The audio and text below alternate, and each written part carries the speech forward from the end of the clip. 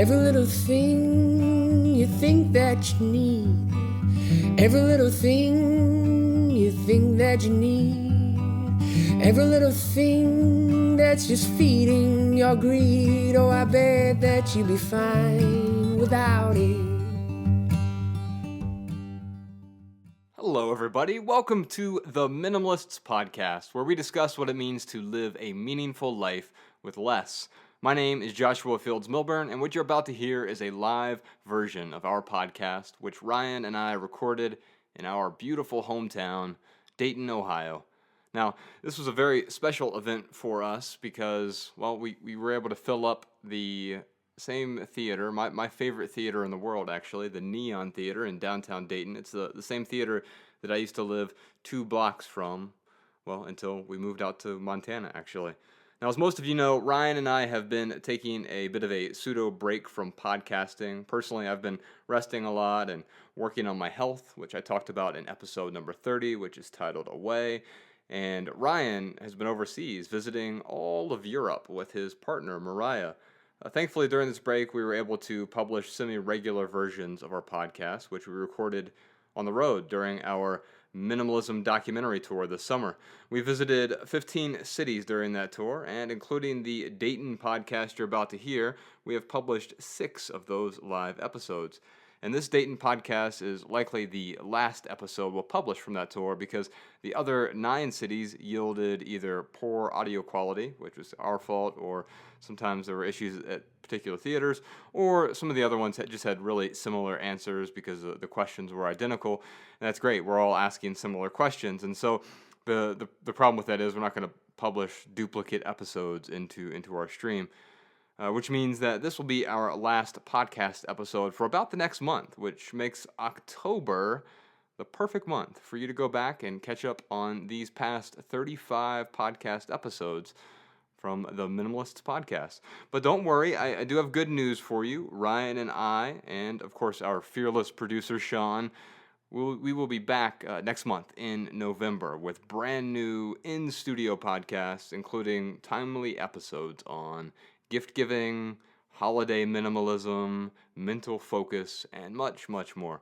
So make sure you subscribe on iTunes or wherever the heck you get your podcasts so you don't miss any of those forthcoming episodes. But first, before the live Dayton podcast, I have 3 exciting updates for you. Number 1, minimalism all over. After an outstanding theatrical run as the number 1 indie documentary of 2016, Minimalism, a documentary about the important things, is finally available digitally on iTunes and Amazon and Google Play, as well as on Vimeo and also even on DVD. So you can check out the trailer to the film and find links to all of those platforms over at minimalismfilm.com. And if you enjoy the film, we really hope that you'll be willing to leave a review on whatever platform that you buy it on. Those reviews really help us out. They help us reach more people because it shows up in those algorithms. And then, of course, the film gets recommended to more people and they get exposed to this concept of minimalism. All right, update number 2, the last writing workshop of 2016. Well, if you want to improve your writing, whether it's business emails or blogging, or maybe you want to write your first book, I'd like to help. I'm hosting this year's final How to Write Better one-day online workshop, which is basically just a stripped-down version of my 4-week class. I'm hosting that in just a few weeks. The workshop is live, but it's also recorded, so don't worry if you can't attend the live class because you'll still be able to watch the workshop at your convenience and rewatch it at your convenience and also have access to all of the links and resources from that workshop. You can find all the details to that workshop and my writing class over at howtowritebetter.org. Oh, and FYI, seats are limited for that one-day workshop, so you can still get in, though. There are still seats left. Number 3, final update for you, a Florida meetup. I'm going to be back in Florida in October, and so if you're nearby, I would love to see you at our free meetup on Tuesday, October 11th at 7 p.m. As many of you know, Ryan and I began 2016 this year by opening a well-curated coffee house and community gathering space called Bandit Coffee Co. with a few of our friends down in St. Petersburg, Florida. By the way, if you'd like to see a photo tour of that coffee shop, you can just go to theminimalists.com/coffeehouse. We'll also put that in the show notes for you. Anyway, much has happened since we opened that shop at the beginning of this year. The theatrical release of our documentary, a sold-out North American tour, a handful of charity events, which have been great, the online release of our documentary, which just happened, and, of course, our keynote talk over at TEDx Fargo. You can find that on our YouTube channel. And so it feels right to sort of bookend this year, this beautiful, beautiful year it has been, with a casual meetup at the same coffee shop that kicked off the year. So my final public appearance of 2016 is going to be happening this month at Bandit Coffee. You can join me and the folks from the local minimalist.org meetup group for a free meetup. Again, that date is Tuesday, October 11th at 7 p.m. Eastern. I will give a brief talk personally. I'll answer your questions, of course, dish out hugs, and even make time for a group discussion. You can RSVP for this event, which is free. But you can find the RSVP links over at theminimalists.com/Florida. Just a heads up on this one, space to that one is limited. It's a big shop, but it's not that big that we can fit hundreds of people in there. So you'll want to get there early. And if Ryan is in town, which he might be, then he'll be at the event too. Okay, those are all the updates for now. I hope you enjoy this version of the Minimalists podcast in my favorite city in the world, the birthplace of aviation, 100-spoke gold rims, and, of course, the Minimalists. My hometown, Dayton, Ohio. And stay tuned after the podcast for some minimalism tips from our listeners. And if you have a minimalism tip, or if you have a question, especially if you have a question about gift giving or the holiday season, then give us a call at 406-219-7839. We'll see you soon. Until next time, take it simple. Well, hello, everybody. Welcome to the Minimalist Podcast, live edition from Dayton, Ohio.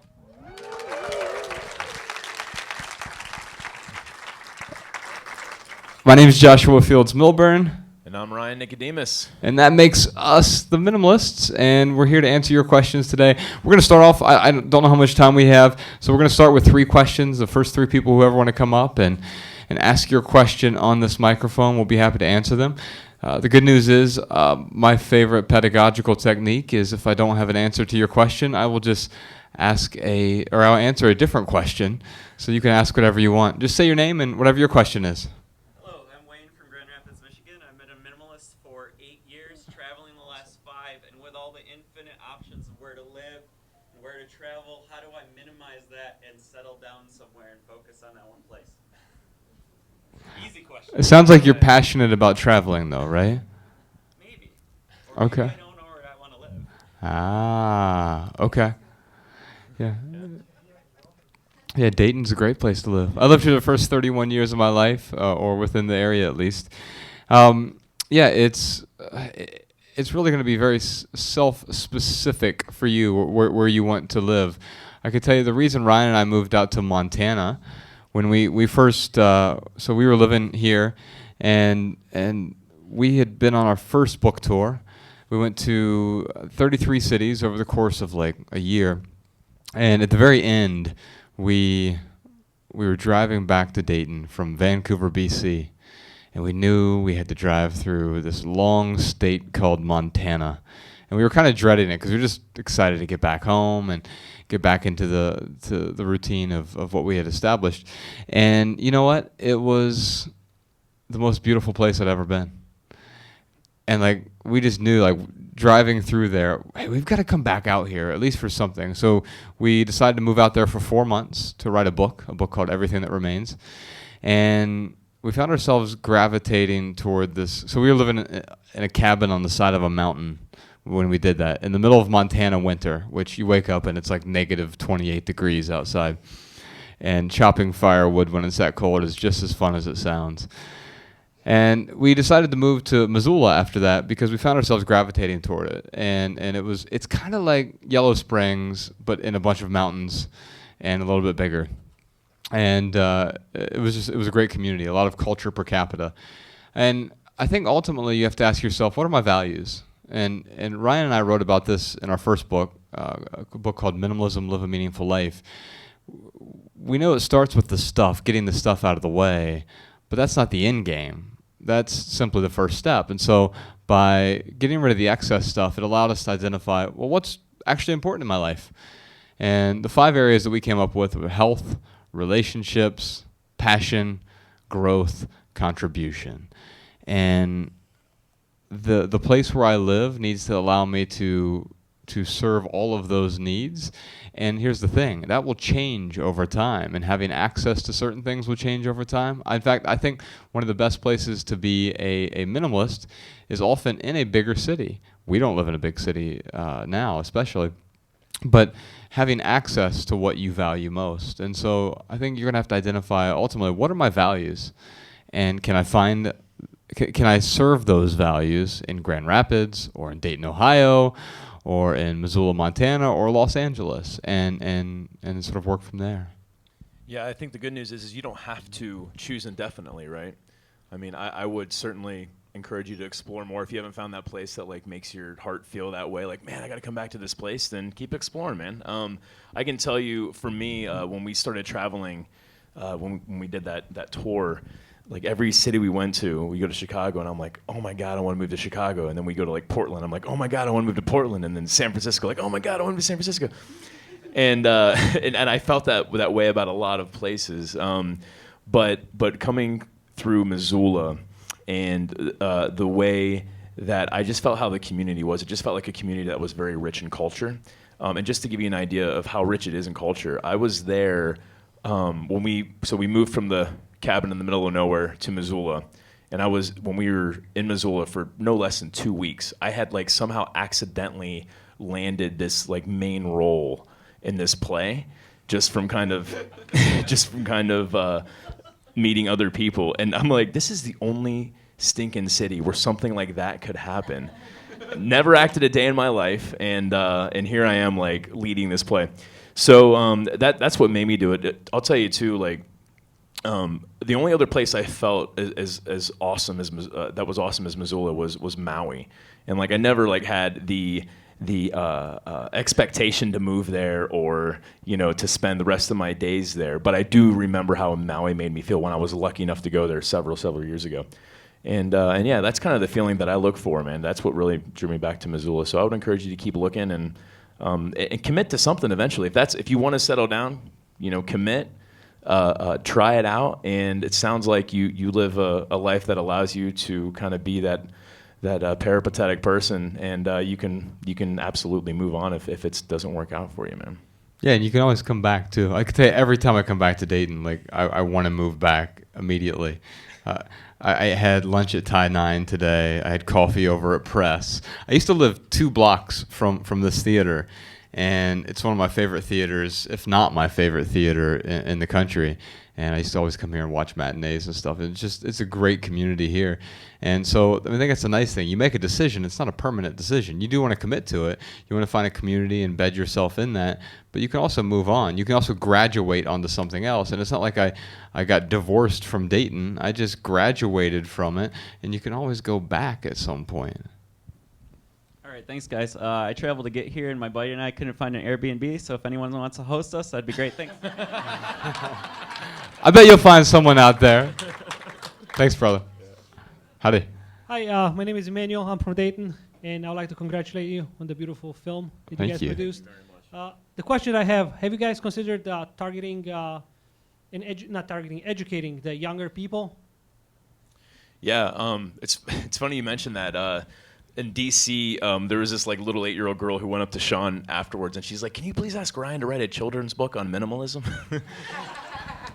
And yeah, I think it's a great idea. I would love to go around to schools and speak, or high schools even. But yeah, certainly, I hate to like use the cliche of like the children are our future, but they certainly are, man. And I do think that this is a very important lesson for people to start learning at the youngest, as young as they can kind of grasp it. Certainly, I am open to ideas that you have on how to make minimalism appealing to kids. I have been like kind of outlining some stories that I think might resonate with children. But I know that if I was 5 years old and someone was telling me, like, get rid of your stuff, like, I don't know how well I would grasp onto that at 5 years old. But certainly if there's a way that we can do that, we will certainly do that. I mean, we do a lot of speaking stuff now, and Josh and I, we're very deliberate with our time. So we choose one big project pretty much every year. So, you know, this year and last year actually was a documentary. 2014 was our 100-city tour. So we don't get our plates too full of stuff. So, you know, we don't want to dilute all of our efforts. We try to avoid that as much as possible. If I do decide to do that, I mean, that is something that it would be something we would have to commit to for that entire year. And right now we are just focused on kind of getting this out, getting this message out the best way we can, and using any vehicle necessary. I mean, for the longest time, we were just writing essays and writing books. Well, I saw a study, you know, a year or two ago that said 49% of males don't read in the United States. Don't read books. Don't read books, sorry. It's half the males aren't illiterate. Right. They just Thank you for clarifying. yeah. So yeah, it's really awesome that we can make a documentary now. I mean, I can't tell you how many people have either, you know, found us through someone recommending, like, oh, go see that documentary. So this is like their first introduction to this whole concept. Or we started that podcast back in December, and yeah, people found us through that medium as well. I think it was the Chicago Tribune who called this. They were like, man, this is a really cool multimedia project you guys have going on. And that's kind of how I look at it right now. It's like we are going to continue to use as many vehicles as possible to get this out there, to continue to build on this foundation that we already have. But my mind is absolutely in line with what you're talking about, for sure. I agree, and I'm really encouraged by the number of kids who are starting to show up at our events, and especially in 2014. In Omaha, we had a 13-year-old kid. His name was Ethan, and I'm talking to him and his mom afterward, and I was like, "Hey, did your mom drag you out here? Was it okay?" And he's like, "No, I brought her." And what I've learned is that it's great that we can educate the kids, and we should work on that, because that's the ideal time to instill the proper values and help people uncover what their values are. But also, you know, we can be educated by our kids as well, and sort of relearn the appropriate behaviors and relearn creativity and imagination, and we can learn from them, I think, just as much as they can learn from us. And so at our events, we're seeing a lot of high school and college kids show up. We're seeing also, we had a 92-year-old great grandmother show up in San Diego. Actually, she was in the film. In one of the hugging lines, and so you're kind of seeing everything in between. But I would love to find a great, effective way to communicate to the masses of children, because I think it's important. Thank you. Thank you.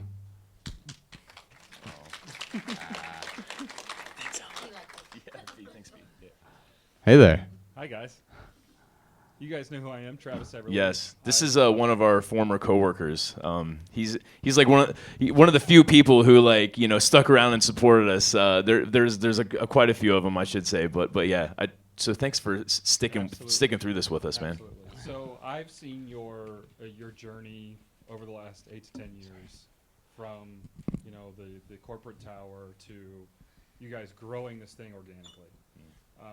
The question that I have for you is, you guys clearly are able to establish a message and are connecting to people in the masses. The question I have is, when you are being interviewed by the people on the Today Show, the people on NPR, etc., do you really feel like that message is adding value, which you've always, you know, Josh, you've always taught me? Is that message bringing value to those individuals, and are they then becoming champions for you guys? The people in the media, it kind of depends. You all saw the guy who was like, "Good luck with that." He couldn't even bother to, like, say goodbye to us. I don't know if you noticed that, and it was real shitty, because it was 5 a.m. in Albuquerque. And I'm like, we're out there trying to spread this message. And I can tell you, a lot of the time, I'll have some of the most meaningful conversations I have are with some media folks who are like, they get it. because they're just like everyone else. They just happen to be in this media position that allows them to have a platform.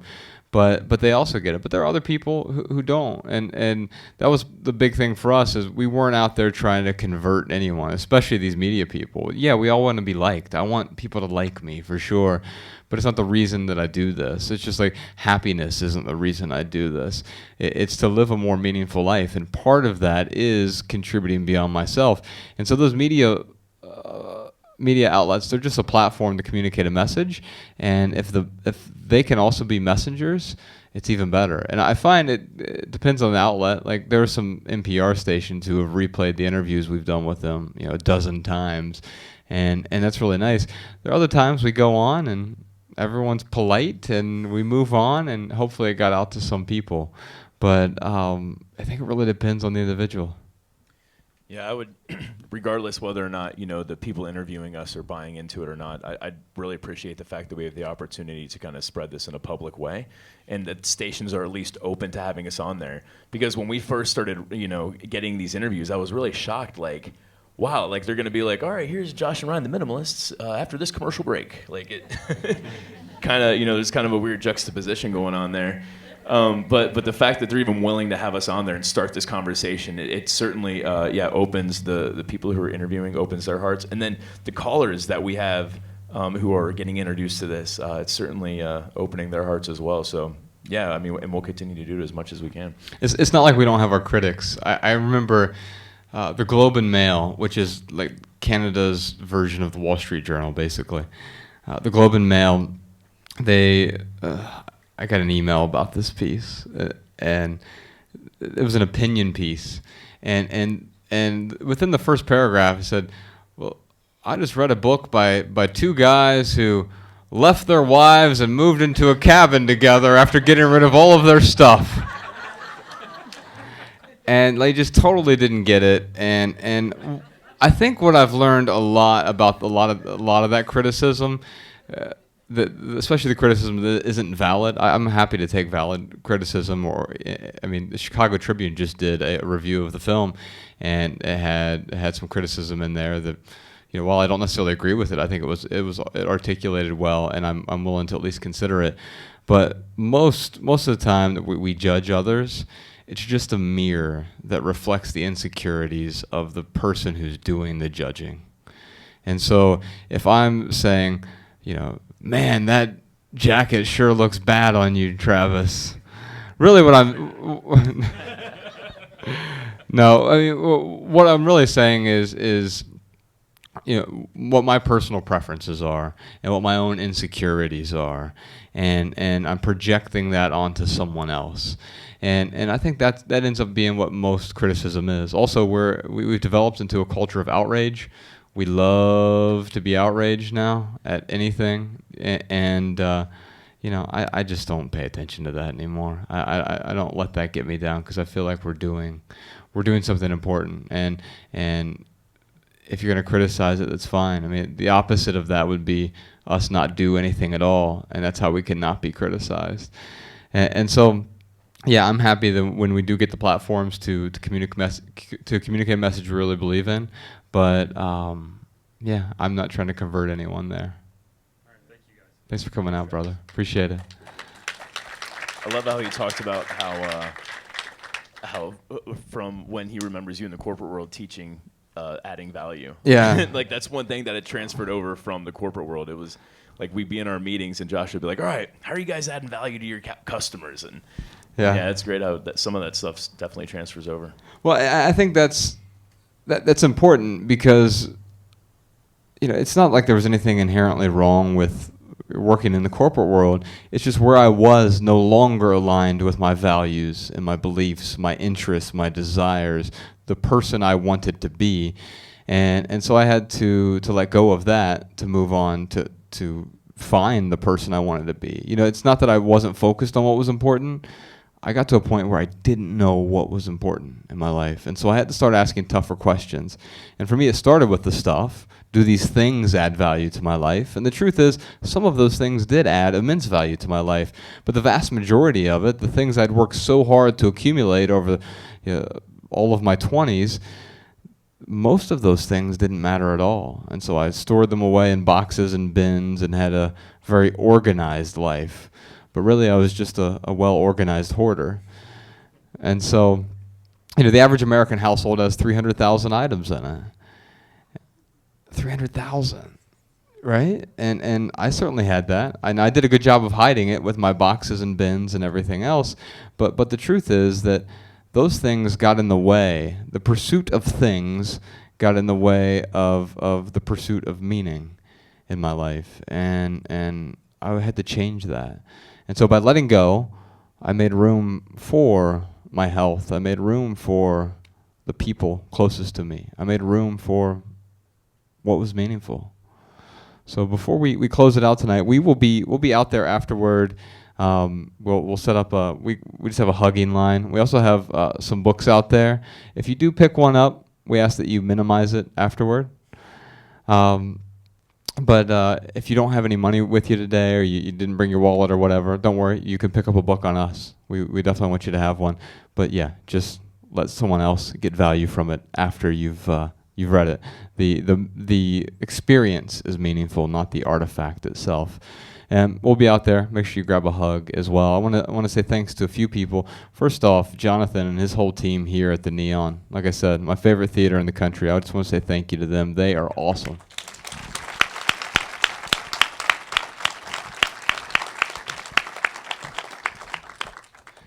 And the man behind the mission, the guy who helps us with everything, he's the producer on our podcast, our road manager, our tour manager. He edits our books. He does pretty much everything behind the scenes. He's the hardest working man in minimalism. Ladies and gentlemen, Sean Harding right here. We could not do this without Sean. He just adds tremendous value to everything that we do. So we're really grateful for you. Thank you.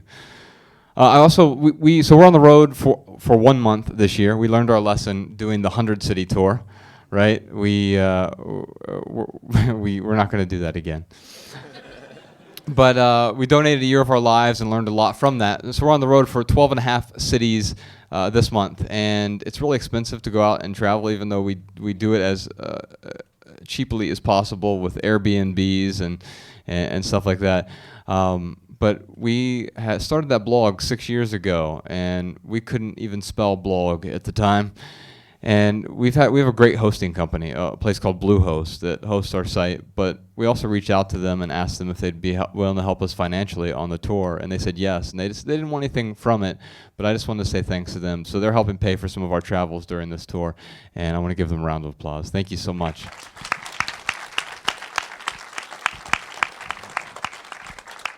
And if you leave here with one message, we hope it's this: love people and use things, because the opposite never works. Thanks for your time. Thanks a lot, guys. We'll see you out there.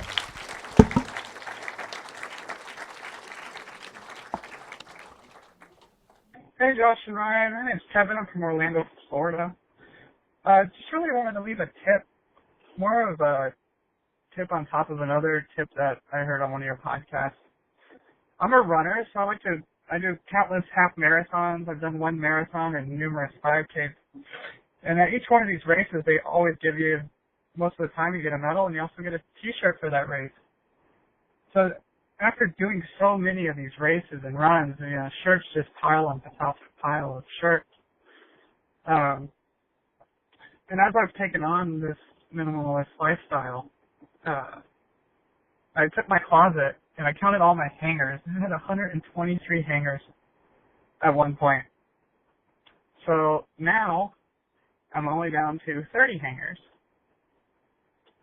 I take 10 of those hangers, and those are for my everyday clothes. And then the rest I use for my race shirts that I like.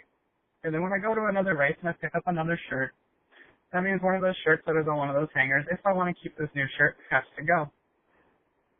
And keeping just those hangers keeps me from buying more shirts or collecting shirts or hanging on to things.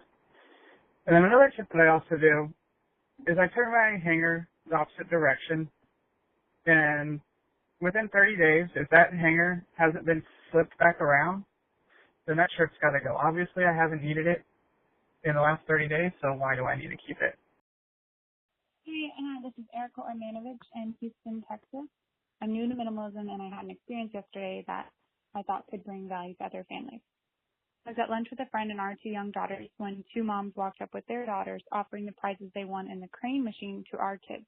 I know how hard it is to balance minimalism and children, so I found this as a great tool to let the kids have the experience of playing the game without holding on to the stuff that comes with it, and giving someone else a chance to enjoy it. So I'll definitely be using this in the future, and I thought it could help others. Hi, Josh and Ryan. It's Connor from Toronto. I'm 17, and I'm out finishing grade 11 right now. So exams are coming up, and my mental clutter is coming to all-time high right now. So I use something to help me focus on studying and writing that I recently started using, and it's an app called Comodoro Timer. So that's Pomodoro. It's a really simple timer app, and it's based on a kitchen timer that uses a productivity practice called the Pomodoro technique.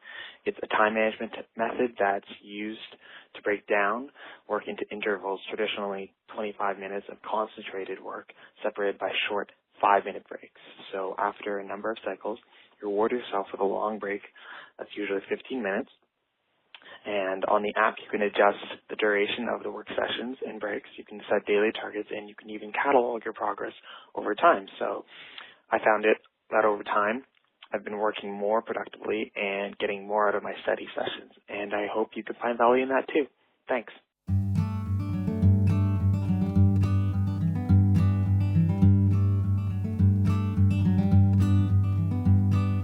Every little thing you think that you need, every little thing you think that you need, every little thing that's just feeding your greed. Oh, I bet that you'd be fine without it.